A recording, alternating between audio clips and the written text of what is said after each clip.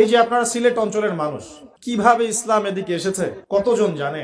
আমরা যার কবরকে কেন্দ্র করে বিভিন্ন উৎসব করছি, তিনি এই জায়গায় এসেছিলেন 360 জন মানুষ নিয়ে, মাত্র 360 জন মানুষ।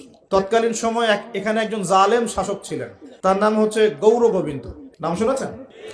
তার সময় মুসলিমদের উপর প্রচন্ড নির্যাতন হতো। এক ব্যক্তির সন্তান জন্ম হওয়ার ঘটনায় সে গরু জবাই করে মানুষকে খাওয়াতে চেয়েছিল, এতে করে তার সন্তানকে তার চোখের সামনেই জবাই করে মেরে ফেলা হয়েছে। এগুলো ইতিহাসে লেখা আছে, আমরা পড়েছি, আল্লাহ ভালো জানেন, আমরা এগুলো হিস্ট্রির মধ্যে পড়েছি। তিনি সোনারগাঁ চলে যান, সোনারগাঁ গিয়ে তৎকালীন বাংলার শাসককে তিনি বিচার দেন। তিনি কিছু ফোর্স পাঠান, সাথে পাঠিয়ে দেন এই ইয়েমেন থেকে আগত এই যে শাহজালাল রাহিমাহুল্লাহ। প্রথমে ছিল 210 জন। রাস্তায় আস্তে আস্তে আস্তে আস্তে দাওয়াতি কাজ করতে করতে করতে করতে আরো বেশ কিছু অনুসারী তার হন, তার হাতে বায়াত গ্রহণ করেন এবং 360 জনের একটা বাহিনী তিনি গঠন করেন। শুধু আধ্যাত্মিকত্বেই তিনি আল্লাহর মাআরিফাতওয়ালা মানুষ ছিলেন এমন নয়, বরং চলতি পথে মানুষকে দাওয়াতও দিয়েছেন। এক পর্যায়ে রাজা গৌর গোবিন্দের বিরুদ্ধে সশস্ত্র যুদ্ধও করেছেন। আপনারা কি মনে করেন এই অঞ্চলে ইসলাম কিভাবে এসেছে? খালি দাওয়াতের মাধ্যমে?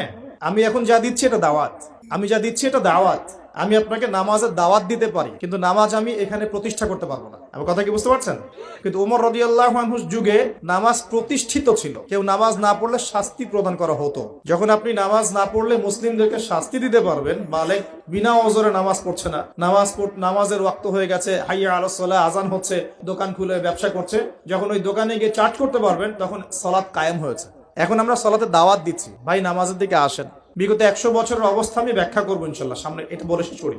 তিনি শুধু দাওয়াতই দেন নাই, মানুষের আধ্যাত্মিক বিষয়গুলো পরিবর্তন করেছেন, তার অনুসারীদেরকে নিয়ে সেখানে এসেছেন। ইতিহাসের বইগুলোতে লেখা আছে সেই রাজা জাদুবিদ্যায় পারদর্শী ছিল, জাদুবিদ্যায় পারদর্শী ছিল। ব্রহ্মপুত্র নদী থেকে শুরু করে সুরমা পর্যন্ত প্রত্যেক নদীর নৌযান তিনি বন্ধ করে দেন, যাতে শাহজালাল রাহিমাহুল্লাহ এখানে আসতে না পারে। যখন ইমানের সৈনিকরা মাঠে নামে, তখন কুফররা ভয় পায় না? পায় কি পায় না?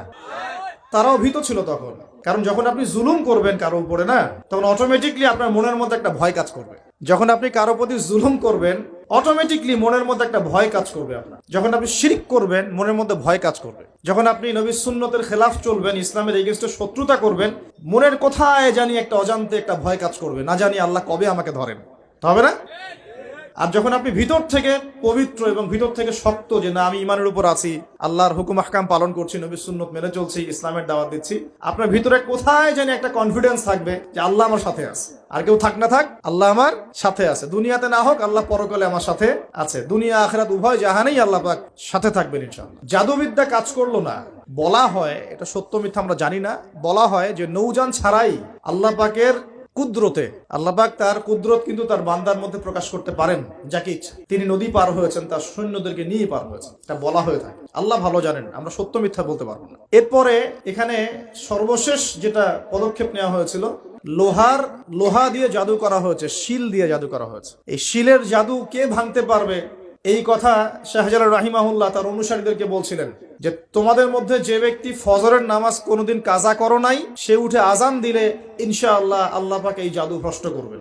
সম্ভবত নাসির উদ্দিন নামক একজন ব্যক্তি, বুরহানুদ্দিন, শুকরিয়া স্যার, বুরহানুদ্দিন নামক একজন ব্যক্তি, তিনি দাঁড়িয়ে বলেন যে আমি কোনোদিন ফজরের নামাজ কাজা করি না। চিন্তা করতে পারেন, উম্মার বিজয় কাদের হাতে হয়েছে? বেনামাজিদের হাতে, আমাদের মতো বেনামাজিদের হাতে। আমরা যারা পর্দা করি না আমাদের হাতে, আমরা যারা সুদ খাই আমাদের হাতে, আমরা যারা ব্যভিচার করছি, পরকিয়া করছি, জেনা করছি, মাদক খাচ্ছি, এই তরুণ সমাজ, আমাদের হাতে কি উম্মার বিজয় হবে? কি মনে হয় আপনাদের? একদিনও ফজরের নামাজ কাজা হয়নি, সেই ব্যক্তি উঠে আজান দিয়েছেন, সুবহানাল্লাহ। আর শাহজালাল রাহিমাহুল্লাহ তখন বলেছিলেন যে শিল হট, মানে এটা ভেঙে যাওয়ার জন্য। এই শিল এবং হট একত্রিত হয়ে পরবর্তীতে আস্তে আস্তে সিলেট নামটা হয়েছে। তার আগের নাম ছিল জালালাবাদ। কি নাম ছিল? জালালাবাদ। এই যে ইতিহাসগুলো কতজন মানুষ জানে? তিনি একজন তাওহীদপন্থী মানুষ ছিলেন, আল্লাহর ওলি ছিলেন, আল্লাহর মারিফতওয়ালা মানুষ ছিলেন। অনুসারীদেরকে নিয়ে তিনি শুধু দাওয়াতই দেন নাই, জালেমের প্রাসাদ পর্যন্ত চলে গেছেন যুদ্ধ করতে করতে, করেন নাই? তো এই যে ইসলাম কিভাবে প্রতিষ্ঠা হলো দেখেন। আর শেষের 100 বছরে কি হলো? ওই 1200 বছরের ইতিহাস আমরা ভুলে গেলাম, কি হলো শেষের 100 বছরে? আমি আপনাদেরকে ফাইন্ড আউট করছি। দেখুন, লাস্ট 100 বছরে আমাদের মুসলিম উম্মার প্রথম যে সমস্যাটা হয়েছে, এটা হলো আমরা কোরআন এবং সুন্নাহর যে পরিপূর্ণ জ্ঞান অর্জন, এই জ্ঞান অর্জনের পিছনে পর্যাপ্ত মেহনত করছি না। এটা 1 নম্বর পয়েন্ট। আমরা কি সবাই কোরআন পড়তে জানি? হলফ করে বলতে পারবেন প্রত্যেক ব্যক্তি, আপনারা যারা শুনছেন আমার লেকচার, সবাই কোরআন তেলাওয়াত করতে পারেন বিশুদ্ধ করে? তারপরে যদি জিজ্ঞাসা করি আমরা কতজন কোরআনের অন্তত একটা পারা মুখস্থ করেছি, হাত উঁচু করতে পারবেন?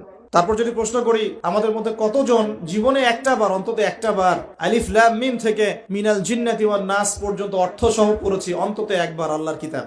হাত উঁচু করতে পারবেন? আমাকে উত্তর দেন। তাহলে বিগত 100 বছর উম্মার অবস্থা এমন হবে না কেন? আমরা কতজন ব্যক্তি 5 ওয়াক্ত নামাজ পড়ি? উঁচু লেভেলের কথাবার্তা বলে আসলে লাভ নাই মাহফিলগুলোতে। আমি এটা শিখেছি মাহফিলে এসে। প্রথম দিকে আমি খুব হাই থটের কিছু লেকচার দিতাম, পেট্রোডলার কেন্দ্রিক, জায়নিজম কেন্দ্রিক, জিউসদেরকে নিয়ে, প্যালেস্টাইন ইস্যু নিয়ে, আরো বড় বড় কিছু ইস্যুস, ওয়ার্ল্ড অ্যাফেয়ার্স নিয়ে। পরে দেখলাম যে আসলে আমরা এমন একটা জায়গায় আছি, এখানে আমাকে প্রশাসনের অনেক ভাই অনেক হেল্প করেছে, অনেক রাজনৈতিক নেতৃবৃন্দ আমাকে অনেক হেল্প করেছে, সমাজ নেতা আমাকে অনেক হেল্প করেছে, আমাদের আলেম ওলামাদের মধ্যে অনেকেই, হকপন্থী অনেক ওলামায়ে কেরাম আমাকে কাছে ডেকে নিয়ে অনেক হেল্প করেছে। বুঝিয়েছে যে কথাগুলো মানুষ বুঝতে পারবে না সেগুলো পাবলিকলি বলার কোনো মানে হয় না। পরে আমিও ফিল করলাম যে আসলেই তাই। যেখানে আমি আলোচনা করছি ওইখানকার মানুষ নামাজ পড়ছে না, আমি সেখানে গিয়ে কিভাবে ইকোনমিক বিষয়গুলো বোঝাবো? আমি এমন একটা জায়গায় লেকচার দিচ্ছি যেখানকার মানুষ কোরআন তেলাওয়াত করতে জানছে না, আমি কিভাবে কোরআনের হুকুম আহকামগুলো প্রতিষ্ঠানের কথা বলবো?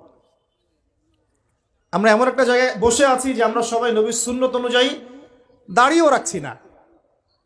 এটা তো একটা সুন্নত আমল, জীবনের প্রত্যেক ক্ষেত্রে সুন্নতের কথাই বলছি না, নিজের দেহের কথাই বলছি, সেখানেও আমরা পিছিয়ে পড়ছি। তাহলে আমি উঁচু লেভেলের কথাবার্তা কিভাবেই বলতে পারি? তখন নিজেকে আরো গুটিয়ে নিলাম, নিয়ে আবার প্রাথমিক অবস্থা থেকে আলোচনা করা শুরু করলাম। সালাত কেন্দ্রিক, পড়াশোনা কেন্দ্রিক, যাকাত কেন্দ্রিক, সাওম কেন্দ্রিক, শিরক, তাওহীদ, আকীদা, ঈমান, সুন্নত এগুলো কেন্দ্রিক। এই মাহফিলের সিজনে আমি এগুলোই বলেছি, এর বাইরে কিছু বলিই নি এখন, কারণ মনে করছি যে এগুলো বলার মতো পরিবেশ নাই।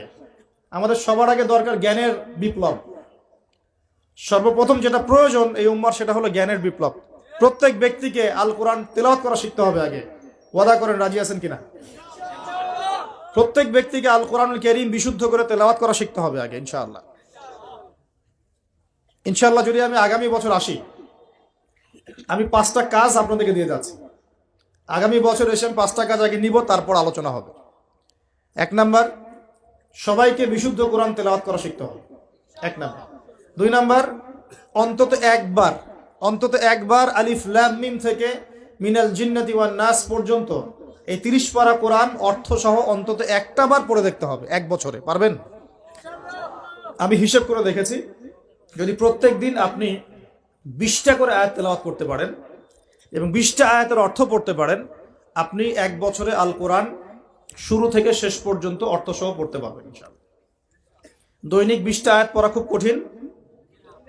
প্রত্যেক ফরজ নামাজের পরে যদি 4টা করে আয়াত পড়েন তাও 16টা আয়াত হয়, 20টা আয়াত হয়, সরি।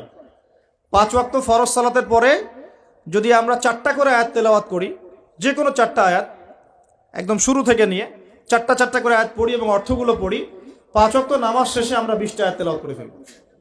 খুব কঠিন। 2 নাম্বার কাজ। 3 নাম্বার হচ্ছে আমাদের প্রিয় নবী মুহাম্মদুর রাসূলুল্লাহ সাল্লাল্লাহু আলাইহি ওয়াসাল্লামের জীবনী গ্রন্থ অন্তত একটা বার 1 বছরে পড়ে দেখতে হবে। পারা যাবে ইনশাআল্লাহ? একটা বইয়ের নাম বলে দেব, আর রাহিকুল মাখতুম। কি নাম? আর রাহিকুল মাখতুম। যদি বই কিনতে না পারেন, সামর্থ্য না থাকে, আমাকে বলেন, কিনে দেব ইনশাআল্লাহ। প্রয়োজনে আমরাই কিনে দেব, তাও পড়েন। আর রাহিকুল মাখতুম এই বইটা হচ্ছে 1182টা বইয়ের মধ্যে প্রথম পুরস্কার প্রাপ্ত বই। লেখক হচ্ছেন আল্লামা সফিউর রহমান মুবারকপুরী রাহিমাহুল্লাহ। অন্তত এই বইটা পড়তে পারবো না? নবীর জীবনী জানার কোনো প্রয়োজন নাই ভাই?